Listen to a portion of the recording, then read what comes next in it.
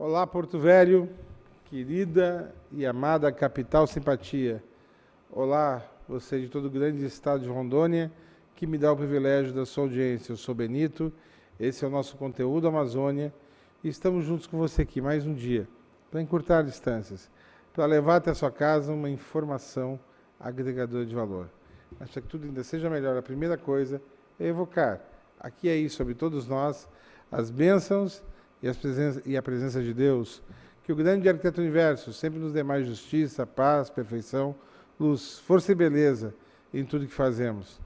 Afinal, com quem Deus anda, nunca anda só e sempre anda bem. Sem mais delongas, já está aqui ao meu lado o meu compadre, que faz tempo que não aparece no programa, quase mais de mês, né? Trazendo para nós um tema, primeiro, e o facilitador, né? Inicialmente aqui, olha para cá, estou esticando a mão para tu, meu filho. Olha aqui, ó, minha mão. Ô, homenzinho desligado. Depois que você virou sitiante, mas lá... Não, é que eu estava tomando uma nota importante aqui, aí, desculpa aí. Tá bom. Daqui a pouco ainda chega o professor, não sei se a Fatinha vai vir, vamos ver o que vai acontecer. Então hoje o programa está bem variado. Mas o professor Moisés Marinho hoje vai nos trazer uma pérola do direito. Vamos conceituar prisão preventiva, é isso? Sim, vamos falar as várias espécies de prisões cautelares. Cautelares. Isso, prisões cautelares. Nós temos aí algumas diferenciações e implicações. Cara, eu acho muito bom esse assunto, porque assim, nós estamos num momento no Brasil em que todo mundo vai preso. Menos quem deve, né, claro. E aí, o que acontece? E uns saem com um dia, outros saem com uma semana, outros não saem. Por que essas diferenças? Tá, nós de aprender um pouco do direito, nosso saber direito de hoje, com o professor Moisés Marinho.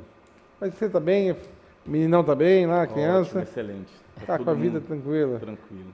Que bom, meu querido. Hoje você tem uma missão importante aqui, que é uma pequena aula, né, de saber jurídico na área das prisões. Não é das penitenciárias, das prisões, de ser preso. Saúde já as pessoas e ele, meu querido.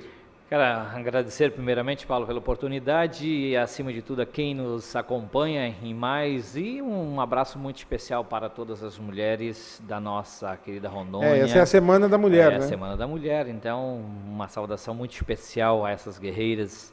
E também saudar o professor Marinho, que aqui está, né? Que traz esse assunto importantíssimo para que a gente possa compreender, acima de tudo, o que significa prisões cautelares, né, quais as suas modalidades, até para que você possa melhor exercer seu direito, né? Eu acho que isso é importante, né? Saber o que existe do ponto de vista jurídico e como você também, né, usar o seu direito nesse processo, né? Eu acho que isso é muito importante. Vou ter que esticar o assunto um pouquinho antes de chamar a vinheta para começar o trabalho. Semana da Mulher, eu vou prestar homenagem a que mulheres? A única mulher das que eu poderia falar que vai prestar atenção, que merecia ser homenageadas por mim, são a minha irmã que não mora aqui, minha mãe que não mora aqui, as duas pequenininhas e a digníssima esposa. Né? Sempre presente. Eu quero agradecer a pessoa dela, homenageio as mulheres na pessoa dela. Como é o nome dela mesmo? Thaís Yamazaki. Isso. Então, Sara, obrigado por existir na minha vida. Logo, logo vocês vão conhecer um pouco mais dela, se depender da minha vontade. Ela vai trabalhar com o coletivo de mulheres do Senge, vai ter um programete aqui, no programa, no mês vindouro. Vocês vão começar a conhecer mais a engenheira Thaís Yamazaki, minha consorte. Então, quero aqui agradecer, na figura da minha esposa, a audiência das mulheres do programa, e dizer da importância que vocês são na nossa vida. A única referência que eu vou fazer na Semana da Mulher, então é agora, então, ou eu falo agora, eu me calo até o próximo ano. Então, na pessoa da Thaís, a quem é fundamental na minha vida, eu saúdo a todas as mulheres que nos dão sempre o privilégio da sua audiência. Tá bom? Um beijo, Thaís. Beijo para você, viu? E você mereça sempre, como mulher, ser valorizada no decorrer de uma vida. Não só você, como todos que me assistem aqui. Muito bem, que lindo, Paulo. Olha, parabéns, viu? Tá, parabéns, Thaís, parabéns essa é a lição de casa. Eu tenho que fazer direitinho, né, cara? É a mulher que lava minhas cuecas, pô. Vamos lá. Eu vou chamar a vinheta e vamos começar a trabalhar, tá bom, meu querido? Por favor, Eudes, a nossa alegre vinheta.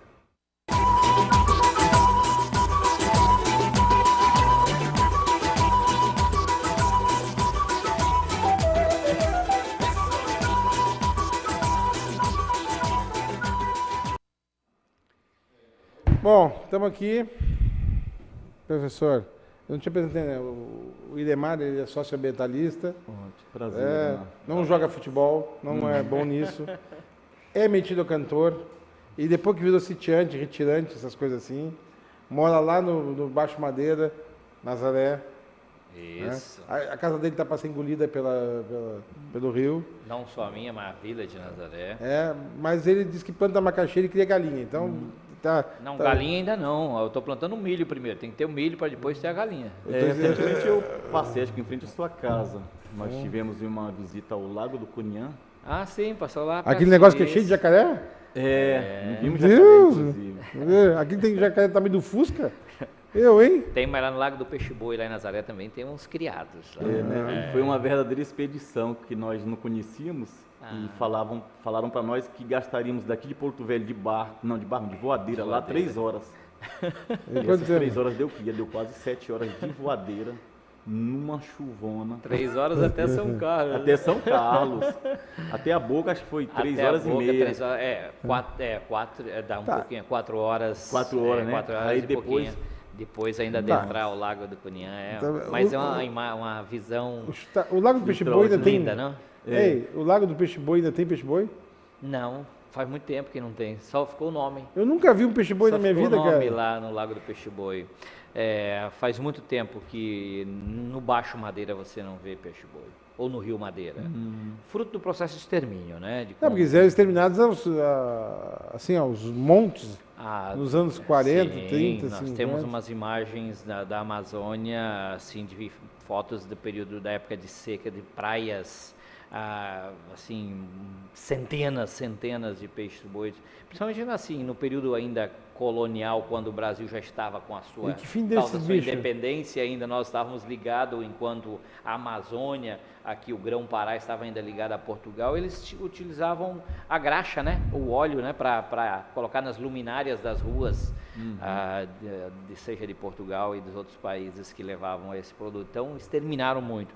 E, lamentavelmente, nós não temos. Acho que nós só temos e criamos de cativeiro peixe-boi.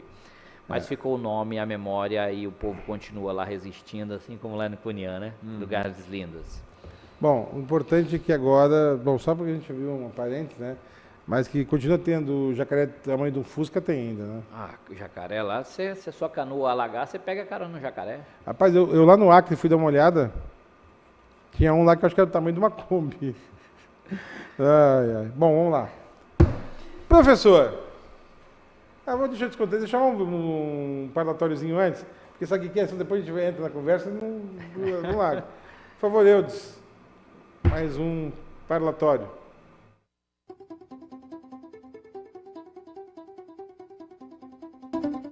Esperamos que o ano de 2017, o ano legislativo aqui na casa, o parlamento seja o melhor possível, né? Nós temos várias matérias para ser debatidas, matérias essas que estão de interesse da sociedade, dos funcionários públicos, mas de antemão eu quero sempre falar ao todo público que estaremos aqui na mesma forma que nós iniciamos nosso trabalho, de forma participativa, de forma que realmente debata os assuntos, debata todos os projetos com a sociedade e que nós possamos sim, através do nosso mandato, trazer resultados viáveis e também um resultado que a sociedade veja, né? Que a sociedade possa perceber que o parlamento realmente está trabalhando de forma coesa nos interesses no aspecto geral. É isso que eu espero do parlamento aqui no ano 2017, na nossa Assembleia Legislativa. E que muitas coisas possam melhorar, que o ano 2017 realmente seja muito melhor do que foi 2016.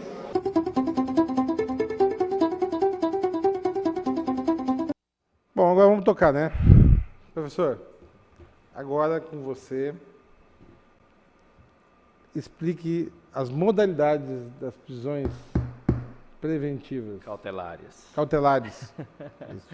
Ainda bem que você decorou melhor que eu. É para isso que você está aí, tá? Obrigado. Professor, com você a palavra. Olá, Benito, mais uma vez quero agradecer a oportunidade por esse espaço para estarmos debatendo aí mais um assunto de grande relevância social. E quero também cumprimentar o nosso nobre debatedor, o Idemar, que neste dia, né, poderemos trazer uma discussão aí de grande relevância nesse tema que é de tanta pertinência, que é as questões das prisões. Quero também cumprimentar você que nos dá o prestígio da sua audiência, da sua atenção nos seus lares, e que possamos, nesse debate, trazermos algumas discussões úteis para o nosso entendimento jurídico na seara penal, processual penal, num tema que trazemos hoje, que é relacionado às prisões cautelares, e de antemão eu quero fazer aqui uma diferenciação para que as pessoas possam entender. As prisões que nós trataremos hoje ainda não são aquelas prisões relacionadas às questões dos presídios, ou seja, as prisões em que as pessoas já têm sua pena definida, já foram julgadas, já passaram pelo devido processo legal, já passaram pelo crivo do contraditório e da ampla defesa, teve todas as oportunidades possíveis de demonstrar ou não a sua inocência, e ali estão no presídio cumprindo sua pena em definitivo. Não é dessa prisão que nós falaremos nesse tema, mas falaremos das prisões cautelares, que são aquelas prisões que antecedem a fase processual, ou também ocorre durante a fase processual, mas ainda não chegou ao curso final do processo. E nós temos uma polêmica muito grande, porque no Brasil se estabeleceu-se uma ideia contrária ao princípio constitucional e processual penal, qual seja, primeiro, o princípio da presunção de inocência, de que ninguém pode ser conduzido à prisão, ao cárcere, sem ter passado por um devido processo legal. E também pela questão de ser uma medida extremamente dolorosa e penosa e onerosa para a vida das pessoas, porque estamos tratando de liberdade. E nós temos um princípio processual de que a prisão seja a última ratio, ou seja, em últimas consequências, em última instância, se aplica a prisão a determinada pessoa. Mas, infelizmente, no Brasil estabeleceu-se um método lamentável que virou até um espetáculo de pirotecnia. Nós que atuamos na seara criminal, percebemos que há uma certa banalização na condução das pessoas presas, e muitas das vezes sem um motivo legal aparente, e que futuramente, ao verificarmos, detectamos uma série de irregularidades, erros, e buscamos dentro da própria lei uma medida para relaxar essa prisão ou para revogar essa prisão, e depois esse prejuízo que causa na vida dessa pessoa, na vida de seus familiares, porque não é só a pessoa que está sendo presa, que está envolvida nesses prejuízos que são oriundos da própria prisão, mas seus familiares, os seus amigos, os seus parentes, a sua moral, a sua imagem, e para depois, ao passar pelo crivo de um devido processo legal, verifica-se que não havia a menor consistência de ter levado essa pessoa à prisão.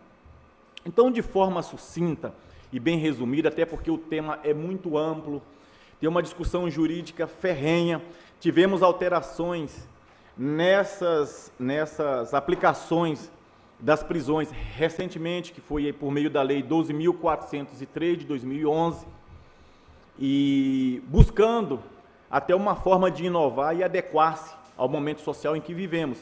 Até porque o nosso Código de Processo Penal é muito velho, é muito antigo, é da década de 40. E nós temos uma Constituição que foi promulgada em 1988. E nós tínhamos algumas situações a serem resolvidas para que houvesse uma adequação dentro da Constituição. E foi isso que a Lei 12.403 trouxe.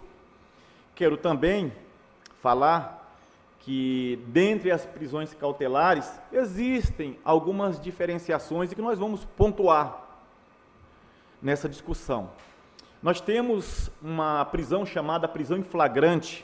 Essa prisão nós ainda não chamamos de prisão cautelar, porque é uma prisão que está inserida lá num contexto constitucional, onde qualquer do povo pode prender alguém que esteja em flagrante delito.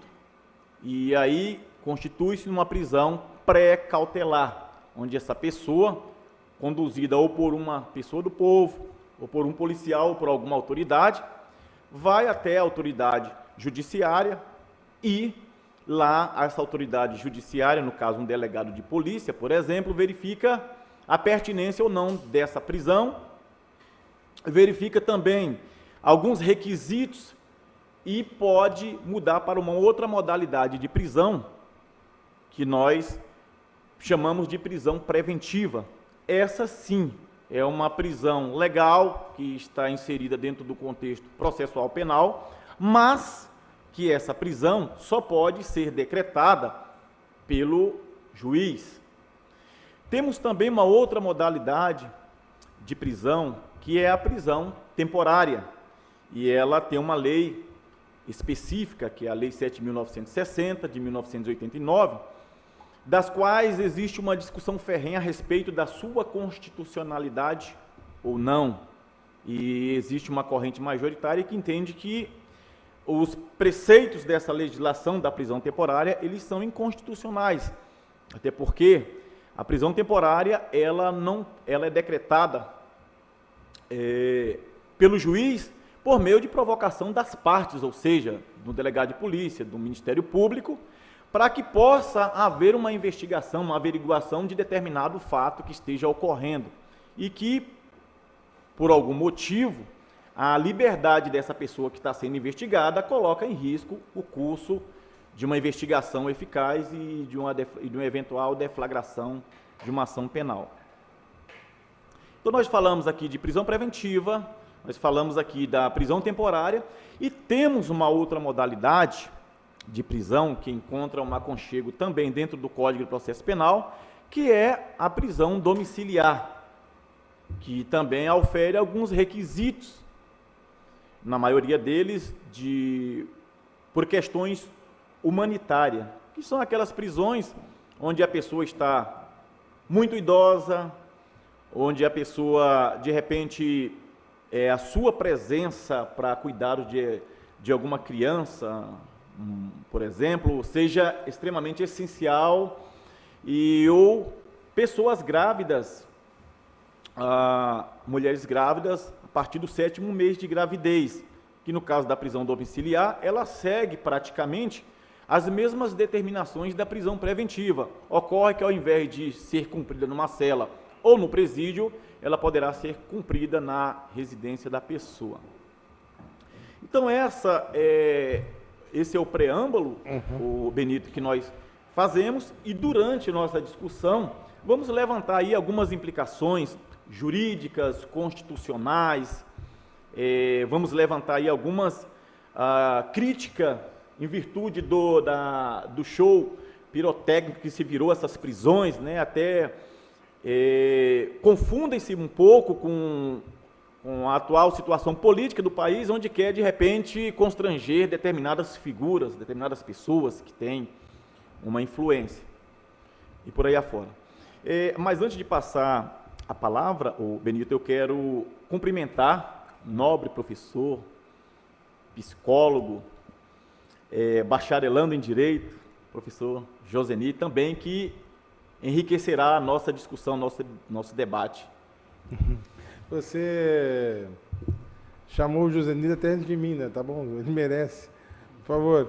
Eu tenho um cabelo aqui, porque minha mulher hoje está aqui no estúdio, né? Eu não posso deixar ela me ver feio, né? Depois em casa ela me alopra. Né? Em casa eu não tenho desculpa, você não estava lá para me arrumar, mas ela está aí hoje. Josenir, tudo bem, Josenir? Tudo bem, é uma satisfação novamente estar aqui, Benito, os demais membros da nossa bancada. Já conhece o Idemar, né? Já conhece o Idemar, né?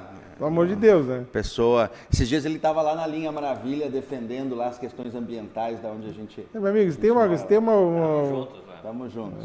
Esse cara aqui é ponta firme, por isso que está conosco. E o nosso doutor Moisés aí, trazendo um tema fundamental hoje, um tema muito importante para a discussão da cidadania, né, que é até que ponto a limitação do direito, né, a limitação da liberdade, as liberdades devem ser exercidas e de que maneira. Então, esse excesso, muitas vezes, nas prisões, assim, virando show de televisão, acaba, muitas vezes, com inferindo essa noção de que, a princípio, todos somos inocentes, até que se prove o contrário, né? É uma satisfação, novamente, então, tê-lo aqui, doutor, e a todos vocês do Estado de Rondônia, é uma alegria que vocês estejam novamente acompanhando o programa Conteúdo Amazônia. Tá, beleza.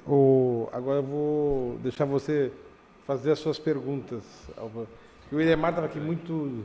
O Iremar, ele tem um centro nevrálgico com isso. Eu estava ouvindo atentamente e aí fazendo algumas reflexões à luz da experiência nossa e de algumas vivências, e eu acho que esse assunto pontual, né, que fez questão de destacar, São Moisés, que é a presunção da inocência. Esse deveria ser, eu acho, deveria ser a máxima do exercício do direito, né?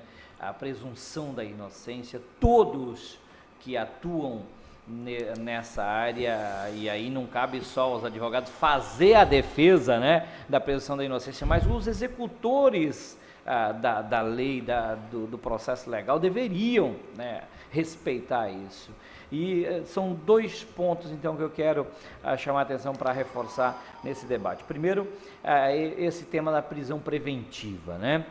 E aí nisso vai gerar também um pouco uma pergunta, até para mim também compreender, face de uma experiência que a gente acompanhou de perto, foi a prisão dos 5 indígenas Tenharim em 2014, em decorrência na região aqui da Transamazônica, acusados de terem assassinados, enfim, de terem desaparecidos com três pessoas da região, e que, enfim, foram encontrados depois os corpos, e coube a eles a responsabilidade desses 5, coube a eles a responsabilidade sobre esse crime. E sobre esse tema, a questão da prisão preventiva, que eles foram conduzidos para o presídio aqui em Porto Velho, sobre então esse tema, prisão preventiva. E nesse sentido, qual o tempo, né, para uma prisão preventiva e qual seria a qualificação? Ou seja, tem alguma qualificação específica para um tipo de crime para ser a preventiva?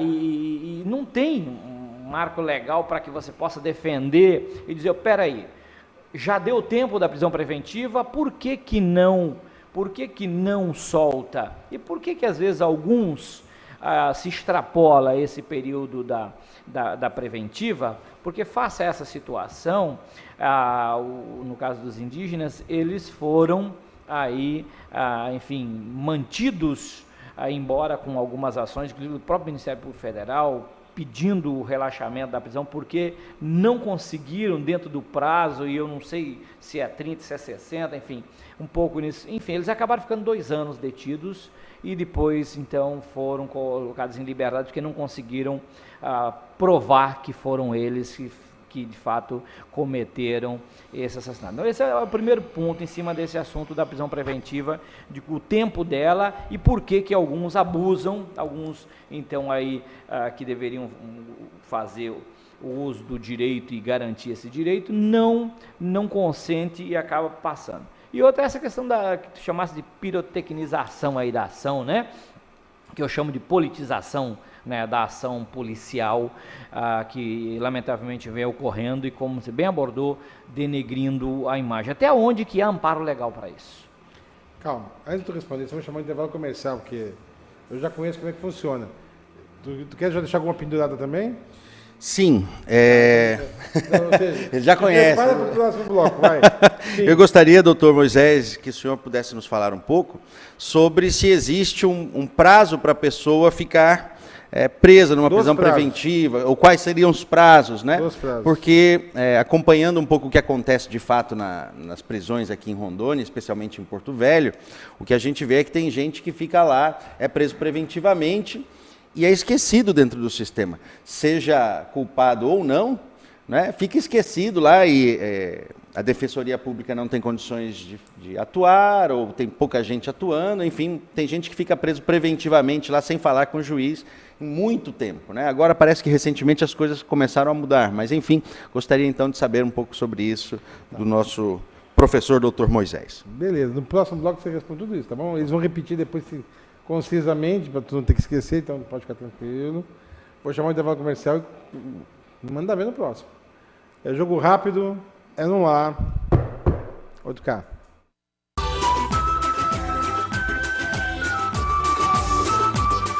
Eu nasci em um lugar humilde e cresci com muita gente ao meu redor lutando para conquistar o seu espaço. Pessoas que se alimentavam de sonhos, que sabiam que o conhecimento era o caminho para chegar lá. Me fortaleci e conquistei respeito. E assim me transformei no que sou hoje e agora contribuo ainda mais com o futuro da nossa sociedade. Eu sou o novo Centro Universitário São Lucas, a marca do conhecimento, agora de marca nova.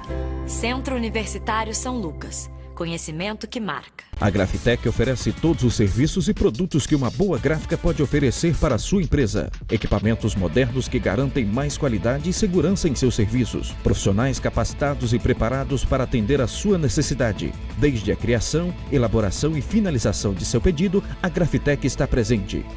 Solicite um orçamento sem compromisso. Grafitec, Rua Marechal Deodoro, 1877, fone 3224-7983. Cubra sua casa com beleza e tecnologia. Cubra com as telhas de concreto Casa Fácil Tecron. As telhas de concreto Tecron têm mais resistência, baixa manutenção e menor custo-benefício por metro quadrado. Para garantir segurança, durabilidade e um ótimo acabamento, exige a excelência das telhas de concreto Tecron. Temos variedade em cores e preços especiais para revendedores. Telhas de concreto Casa Fácil Tecron. Tecnologia e beleza em um só produto. Gordurinha Assados na Brasa. Servindo há 30 anos, a melhor costela e frango assado da cidade. Delicioso self-service com cardápio variado de segunda a domingo. E aos sábados, servimos aquela tradicional feijoada. Gordurinha Assados na Brasa. A melhor costela e frango assado da cidade. Avenida Jorge Teixeira, subesquina com a Bulan. Gordurinha Assados na Brasa.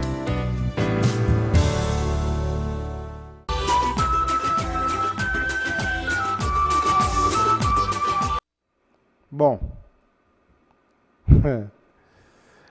vocês dois só me aprontam, né? Aliás, quem de vocês que fica aqui comentando não me apronta, né? Tá bom. O Eudes, eu vou chamar. Não, eles estão doidinhos para debater. Tem parlatório, Eudes, por favor. Parlatório.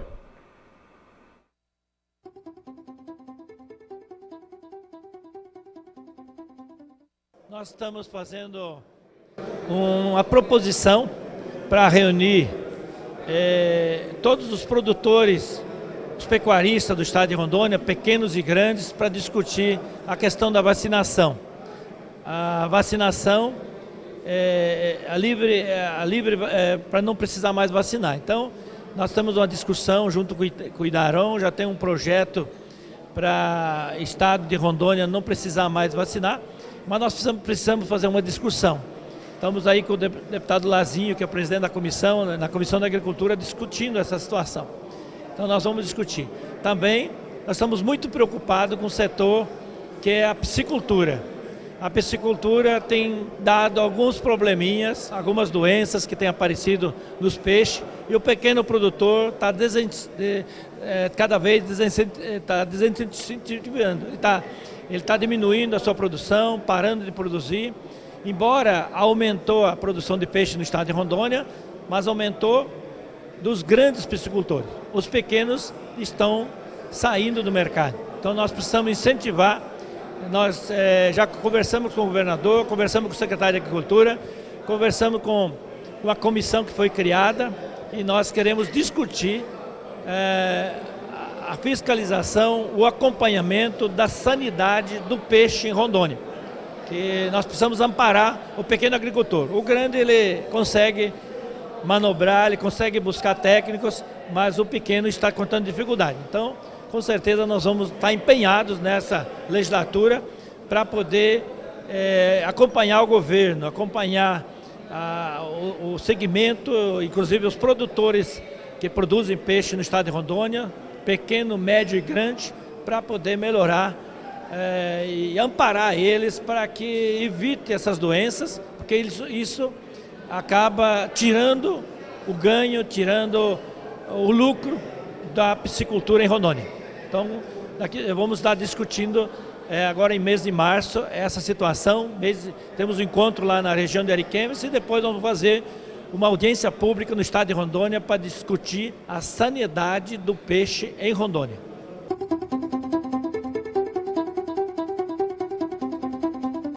Bom, vamos pro Tia Remanga e vem agora. Um termo gaúcho que tu gosta, viu? Resumindo suas perguntas. Eu creio que eu e Josenir fizemos, né, uma que comunga, que é essa questão da prisão preventiva, né, o tempo e o que faz com que se extrapole o tempo, por que se extrapole o tempo, e outra é continuar essa reflexão sobre a politização da ação policial nessa pirotecnia toda, né? Eu acho que é por aí. Josenir. É isso mesmo, o Iremar resumiu muito bem, né? Então vamos deixar o nosso convidado falar. Vai lá, meu querido. Como eu havia falado anteriormente, nós temos algumas modalidades de prisões cautelares, excluindo a prisão em flagrante, que é, como eu disse, pode ser por qualquer do povo, é uma prisão pré-cautelar. No que se atine ao que o Iremar trouxe, me parece, eu não tenho conhecimento dessa causa, mas me parece que foi uma prisão temporária, no caso desses indígenas. E você acaba de falar que parece-me que foi comprovado que não tinha envolvimento dessas pessoas, né, nesses crimes. Então, para deixar bem claro para você que nos assiste, as diferenças. A prisão temporária ocorre naqueles casos em que a polícia, a verificar-se que há uma dificuldade em uma investigação, em virtude da liberdade de alguém que está sendo investigado, ela requer do juiz a decretação de uma prisão temporária. E essa prisão, ela tem um prazo de 5 dias, prorrogáveis, em último caso, por mais 5 dias.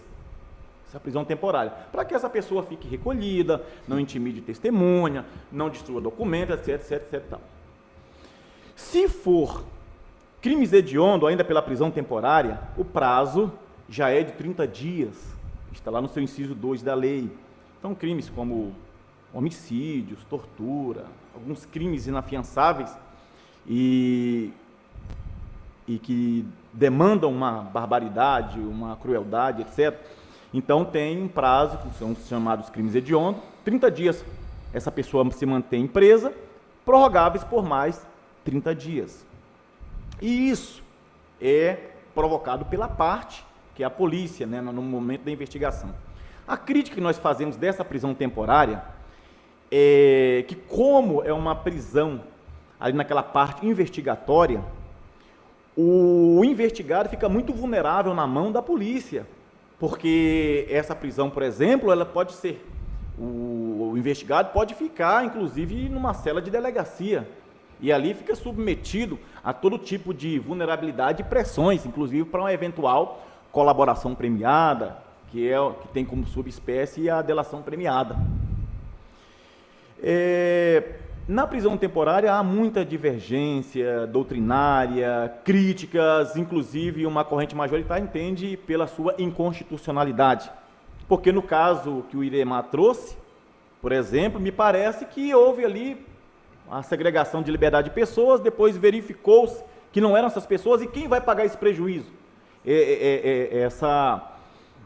Essa onerosidade da imagem, da personalidade, do transtorno, que não figurou só em torno da pessoa que foi presa, mas de seus familiares, filhos, pais, mães, etc. E o Estado é responsável, então teria que ter mais cautela. No que se atine, professor Josenir, a prisão preventiva, sobre a questão do prazo. A temporária nós já afirmamos que 5 dias nos crimes comuns e nos crimes hediondos 30 dias. Okay. Todas as duas prorrogáveis por igual período. No caso da prisão preventiva, existe uma regulamentação legal lá no artigo 312 do Código de Processo Penal.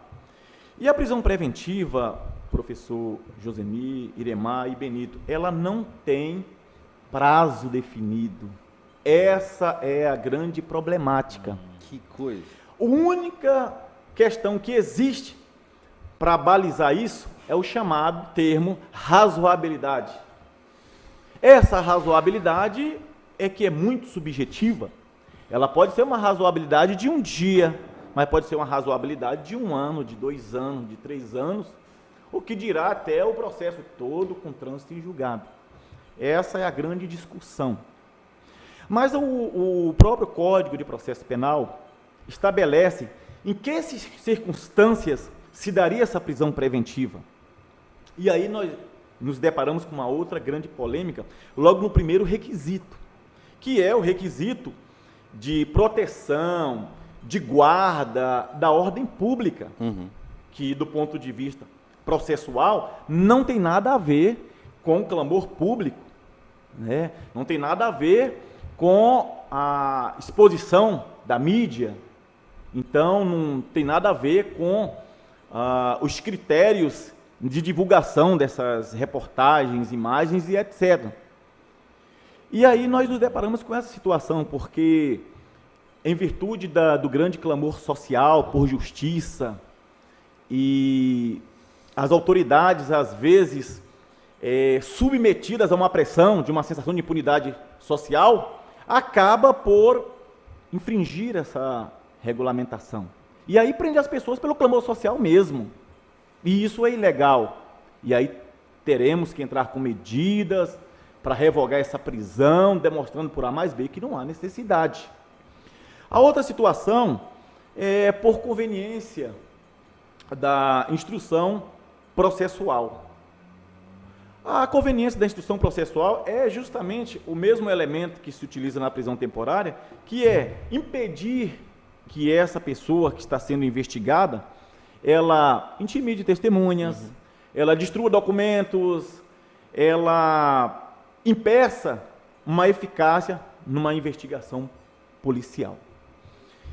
O outro requisito para que se mantenha alguém preso é pela ordem econômica, que tem praticamente os mesmos requisitos da ordem pública. Outro requisito é para fazer valer aquelas medidas protetivas advindas da Lei Maria da Penha, que muitas das vezes ocorre uma situação em que o infrator está colocando extremamente em risco a vida, por exemplo, da esposa, de uma pessoa deficiente, ou de adolescentes e crianças, né, seus próprios filhos, ou está causando algum perigo em abstrato de produzir uma violência maior. Então, existe essa salvaguarda na sistemática processual para garantir a integridade física e a vida dessas pessoas. E o outro elemento que pode se decretar uma prisão preventiva seria o descumprimento de determinadas medidas que já haviam sido aplicadas para aquela pessoa e ela não está cumprindo. Por exemplo, deveria se recolher a residência às 20 horas. Quando é às 0 horas, a pessoa está na rua e num ambiente extremamente voltado a práticas de crime. Então, as diferenças das prisões estão elencadas nesses termos em que eu acabo de passar. Prisão temporária com prazo, prisão preventiva não tem prazo, a não ser as questões da razoabilidade, para que se averigue esses requisitos que estão no artigo 312 do Código de Processo Penal. Eu vou trazer um exemplo, inclusive ele esteve depondo ontem, se não me engano, no TSE. O dono da maior empreiteira do país, o Marcelo Odebrecht, ele está há um ano, praticamente há 1 ano e meio, em prisão preventiva. E, recentemente, chega-se ao conhecimento que ele, em virtude desse tempo todo, de todas as pressões e vulnerabilidade, tem que estar submetido a uma prisão, fez um acordo de delação premiada para obter ali os benefícios da lei no cumprimento da sua pena pelos crimes que estão sendo lhes imputados. Então, é um exemplo prático de que não há prazo para a prisão preventiva. Então, a questão da razoabilidade se esbarra em uma definição jurídica que não há na legislação. Meninos. Razoabilidade, né? Esse é um termo muito usado na história da filosofia e serviu de base para um monte de barbáries sociais. Inclusive a Inquisição. Pois é.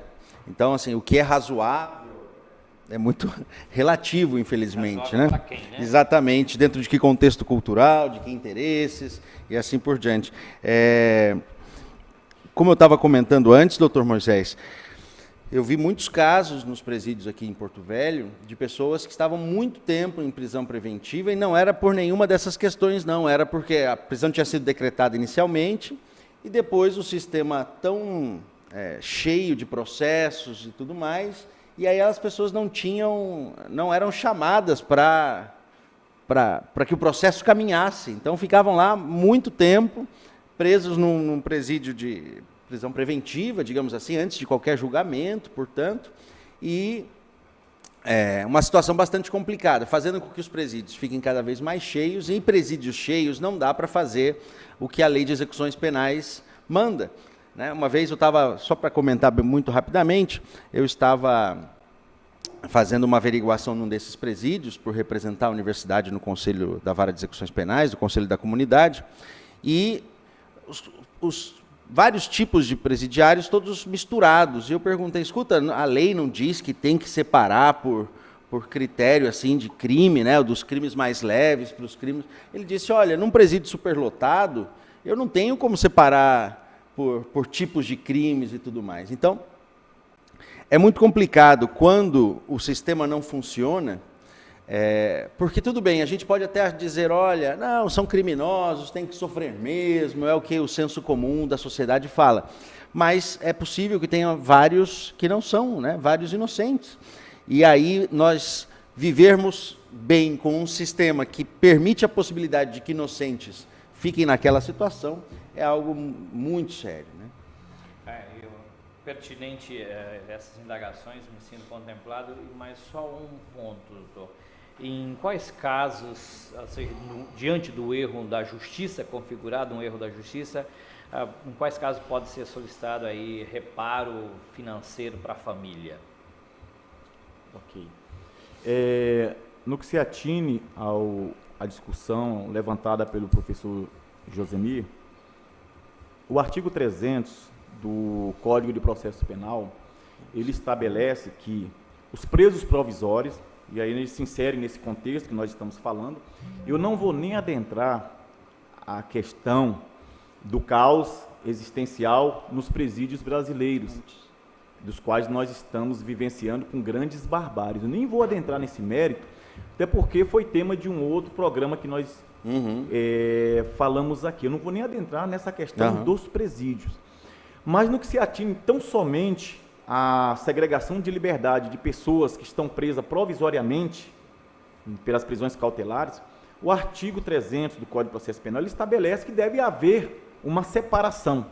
E essa separação, ampliando mais essa discussão, é em todos os sentidos, até porque essa pessoa não possa ter contato com pessoas que já têm uma extensa ficha criminal e já vive do crime, para que ela não possa aprender também a aguçar um senso de se voltar para a criminalidade. Esse é um ponto.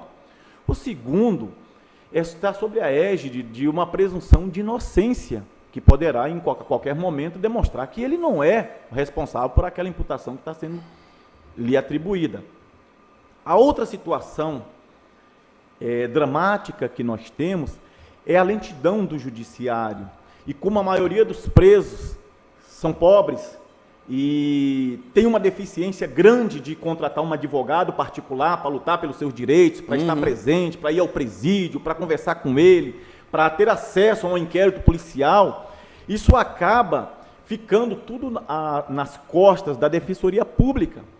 Eu já disse também anteriormente aqui que nós temos uma excelente Defensoria Pública com profissionais do mais alto nível. Os defensores públicos são os melhores, até porque passam por concurso.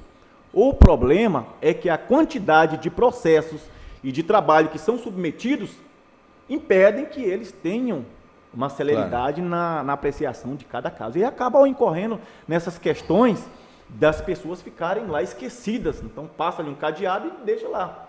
E muitas das vezes nessas circunstâncias misturadas com outros presos perigosos, definitivos. Claro. E ao invés de estarmos aí trazendo um benefício, nós estamos trazendo mais um problema para a legislação. Com relação ao questionamento do nobre Iremar,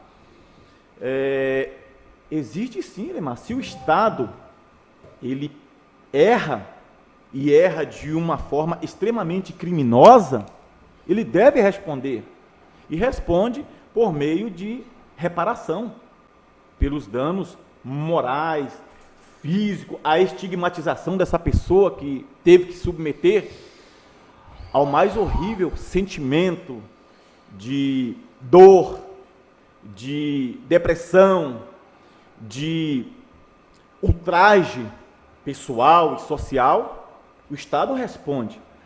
Agora, o grande problema é que essas indenizações nem sempre vêm a tempo. As pessoas, muitas das vezes, em virtude do Estado ter prazo dobrado nos seus processos, em virtude do Estado se submeter a todos os meios possíveis de recursos e etc, etc tal, as pessoas, muitas das vezes, vão receber essa indenização depois de muitos anos já terem sido mortas. Aí são seus netos, filhos, quando chegam a receber. E na maioria das vezes, as pessoas, por uma ignorância, nem chegam a ir atrás desses direitos. Acabam se satisfazendo somente com o fato de serem colocadas em liberdade, tão logo prove a sua inocência. Então, com relação às prisões cautelares, nós que militamos nesse meio, nós nos deparamos com muitas arbitrariedades. E aí nós nos socorremos das medidas que são impostas em lei para buscarmos sanear essa irregularidade por meio de um requerimento ao juiz, de um relaxamento de uma prisão, de uma revogação de uma prisão. Se o juiz assim insiste, nós nos recorremos aos tribunais por meio de um habeas corpus, né, demonstrando que não há necessidade daquela prisão naquele momento, até porque a pessoa ainda está sendo investigada, em outras situações está sendo processada, e ela não tem aí nenhum fito de fugir de uma eventual sanção condenatória. Ela está disposta a responder, a comparecer a todos os atos, e não é motivo de manter essa pessoa segregada. Até porque nós produzimos mais um outro caos, como eu disse anteriormente, que é o inchamento, a superlotação dos presídios. E o Estado arca com mais uma despesa, porque tem que manter essas pessoas sob a sua égide de proteção e manutenção. Só para exemplificar, doutor Moisés, desculpa interromper a sua lógica brilhante, tivemos um caso assim com um professor na universidade. Ele, um colega meu, inclusive, ele foi preso. Acordamos com a notícia de que o professor, doutor, pesquisador, estava preso. E a notícia nos sites e tal, existia parece que existia uma motivação política por trás, então, aquela coisa em vários sites, nos jornais, na televisão e assim por diante. E no final das contas, 10 dias depois, se não me engano, o professor foi liberado, ficou preso, foi liberado e sequer depois aparecia no inquérito, digamos assim, não sei se é o termo correto, mas ele foi retirado da denúncia, enfim, simplesmente acharam que ele tinha que ser preso, levaram o cara lá, doutor, pesquisador, e 10 dias depois, o nome dele foi jogado na mídia. E é interessante, eu falo disso não é pelo caso em si mesmo, mas para dar o exemplo do que o senhor está falando, né? A pessoa é acusada, é presa, e na opinião pública ela já é julgada e já recebe a pena. Pela opinião pública ela já está culpada, né? Então existia, por exemplo, familiares dele que também trabalhavam na universidade que tinham dificuldades de dar aulas porque o outro marido, enfim, estava preso.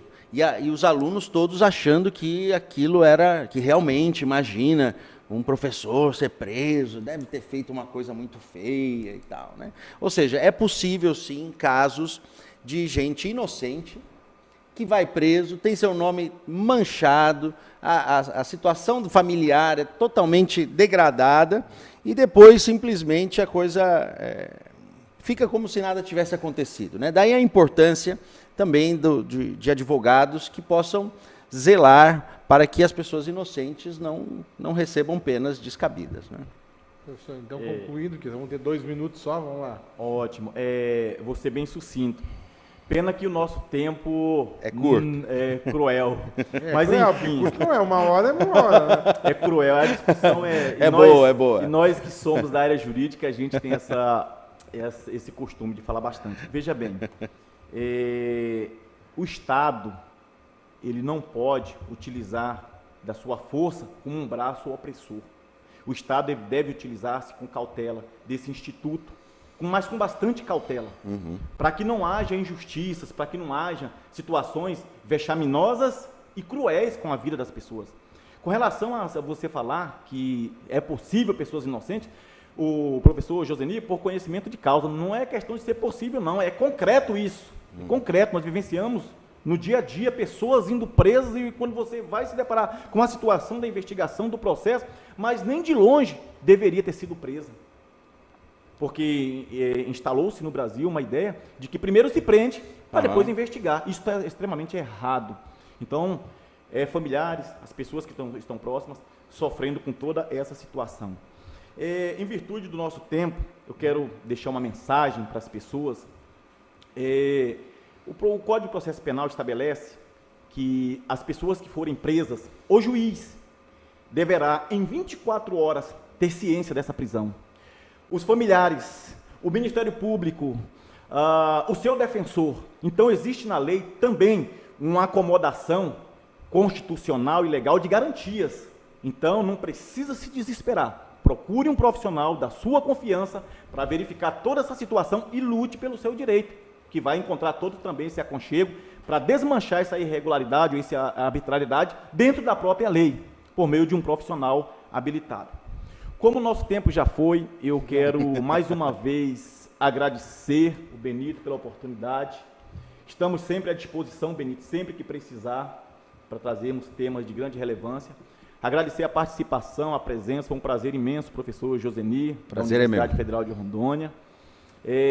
Um imenso prazer, uma satisfação estar também compartilhando com o Iremar, que é sócio-ambientalista, né, que traz grandes contribuições aqui para a nossa região, para o nosso estado. E agradecer você mais uma vez por ter nos dado o prestígio da sua audiência, da sua atenção, de nos receber nos seus lares, em todo o estado de Rondônia, nesse programa de grande audiência, de grande prestígio por todos vocês. Muito obrigado. Só dando tchau, começa pelo Iremar. Tchau, obrigado, até a próxima. Valeu, professor. Muitos esclarecimentos importantes e a todos e todas continuem ligados, porque o conteúdo da Amazônia só vai embora hoje, mas volta. Obrigado, tá, por ter saído lá do Baixo Madeira, vem me ajudar. Valeu, muito bom estar aqui. Parabéns, Benito, por trazer temas de direito básico para a população. Isso é uma coisa que devia ser ensinado no 2º grau, no 1º grau, né, no ensino fundamental. Essas noções importantes do direito são essenciais. Então, que bom, Benito, que você abre espaço para isso e para termos, por exemplo, o Dr. Moisés, um professor bastante bem formado, atuante na sua área, para nos falar sobre isso. Obrigado, doutor, pela sua presença e obrigado a todos vocês pela sua audiência em todo o estado de Rondônia. O que dá velocidade a um rio? A inclinação e a disposição das margens. Muitas vezes reclamamos da caudalosidade de um rio, mas nunca enxergamos as margens que o oprime. Que a vida seja assim, em busca de justiça, meu compadre, porque, pelo menos na justiça, o bem prevalece. Com essas palavras eu concluo o programa de hoje, pedindo que Deus, o grande arquiteto do universo, continue descobrindo a todos com sua luz, sua vida, seu amor, e eu te encontro aqui com certeza no próximo programa. Foi um privilégio ter estado com vocês. Até lá.